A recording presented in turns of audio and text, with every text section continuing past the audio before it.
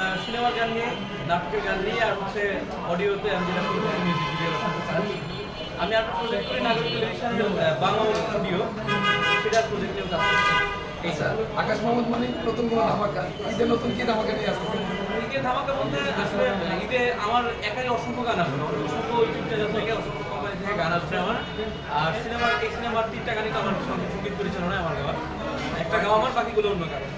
তো এই সিনেমার একটা গান আসবে, নাটকের গান আসবে আমার ইমরুল রাফাত ভাইয়ের পরিচালনায়, টুটিন এবং জোবান ভাইয়ের একটা নাটক, সেখানে আমার একটা গান থাকছে। আর প্রায় 4-5টা গান আসতেছে আসলে বিভিন্ন চ্যানেল থেকে। এই একটু জানতে চাই, যেহেতু প্রতি ঈদে আপনার হচ্ছে ইত্যাদিতে বা হচ্ছে কোনো সিনেমায় আপনাকে দেখা যায়, সরি ইত্যাদির কাজও আসছে।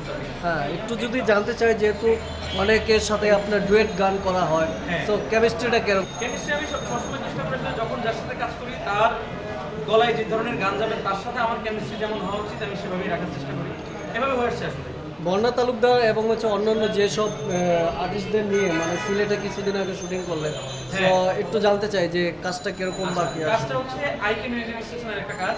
আমি সম্প্রতি আইকে মিউজিক স্টেশনের সাথে প্রায় 20টা গানের একটা চুক্তিতে আবদ্ধ হয়েছি। সেখানে এই আইকে মিউজিকের 4টা গান নিয়ে আমরা গিয়েছিলাম সুনামগঞ্জে।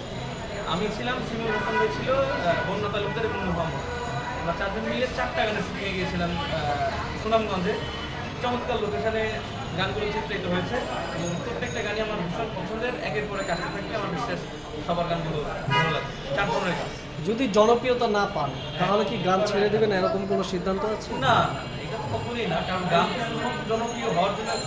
যখন আমি এসেছিলাম আমার সামনে আজকে এতগুলো ক্যামেরায়, এইটা চিন্তা করে তো কখনো আসিনি যে আমার সামনে কখনো ক্যামেরা থাকবে। তো আমার ইচ্ছা ছিল গান ভালোবাসি, গান করবো, গান শুরু করেছিলাম। তখন কখনো একটা ক্যামেরা হয়েছে, কখনো 5টা, কখনো 10টা, কখনো তারও বেশি, আজকে এতগুলো এভাবে। তো কখনো যদি জনপ্রিয়তা কমে যেত, আমার গান আসলে থামবে না, চলবে।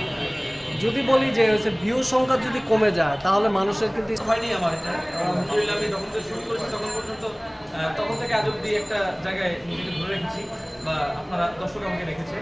এখন পর্যন্ত একদম সিচুয়েশন ফেস করি নাই, তবে সামনে যদি কখনো হয় তখন দেখা যাবে আসলে।